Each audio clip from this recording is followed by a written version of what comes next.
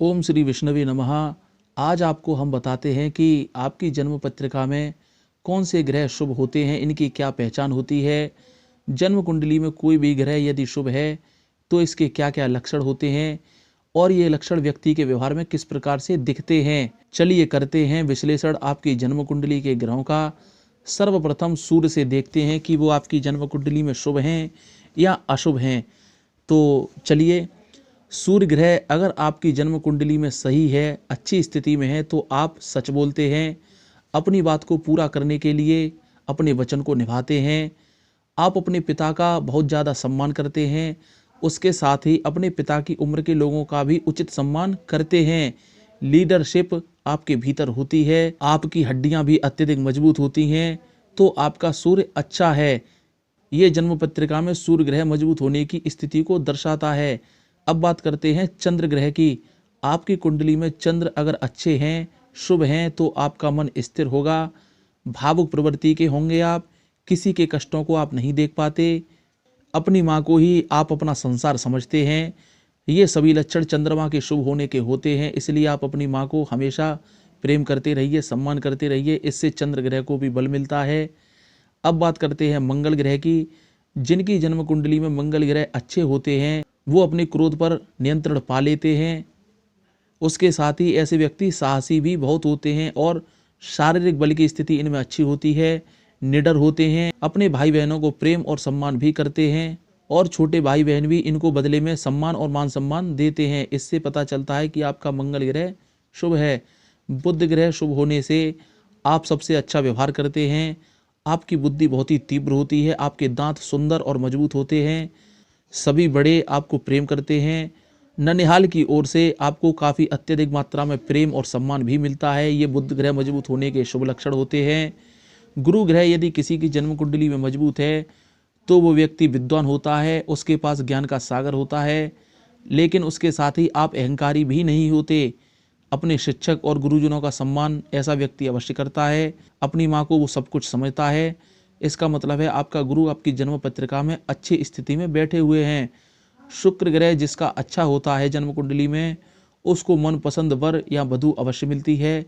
जीवन में सभी प्रकार के सुख, वाहन, घर उस व्यक्ति को या उस महिला को प्राप्त होते हैं। वैवाहिक जीवन भी बड़ा ही सुखमय होता है।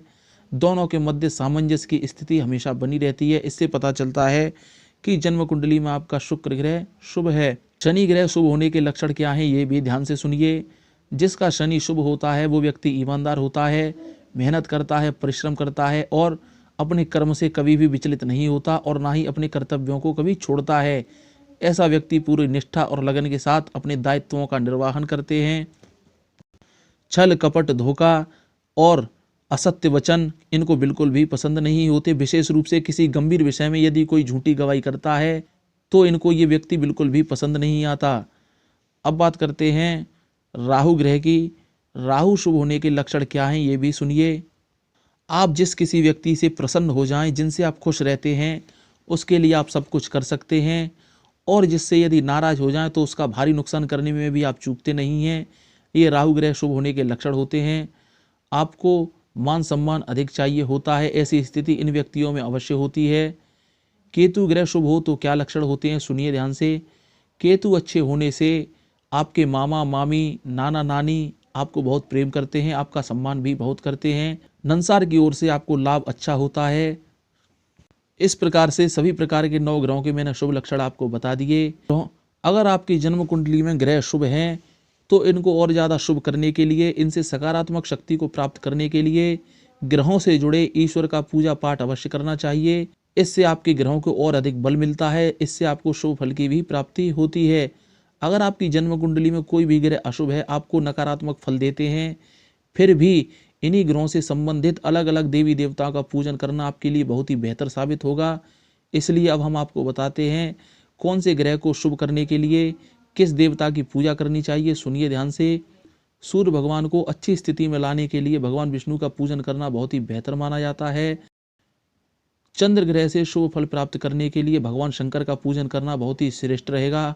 इससे चंद्र से संबंधित सभी प्रकार के दोष आपके समाप्त हो जाते हैं। मंगल ग्रह को प्रसन्न करने के लिए महावीर बजरंगबली की आराधना करना बहुत ही अच्छा माना गया है, आपको अवश्य करनी चाहिए। बुध ग्रह को अपने अनुसार बनाने के लिए, शुभ फल प्राप्त करने के लिए माँ आदिशक्ति दुर्गा की पूजा करना, उनके मंत्रों का जाप करना आपके लिए सही साबित होगा।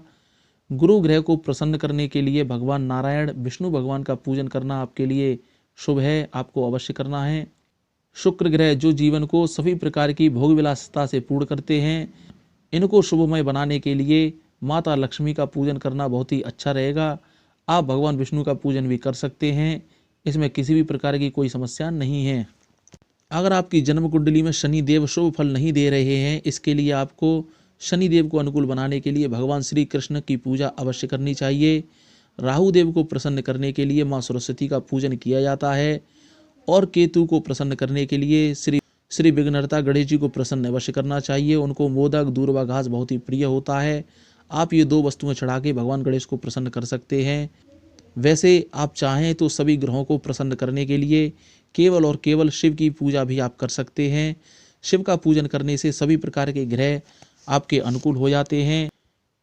यदि जन्म पत्रिका में कोई ग्रह शुभ नहीं है तो इस प्रकार के पूजन से सभी ग्रह शुभ हो जाते हैं और आपको शुभ फल की प्राप्ति कराते हैं।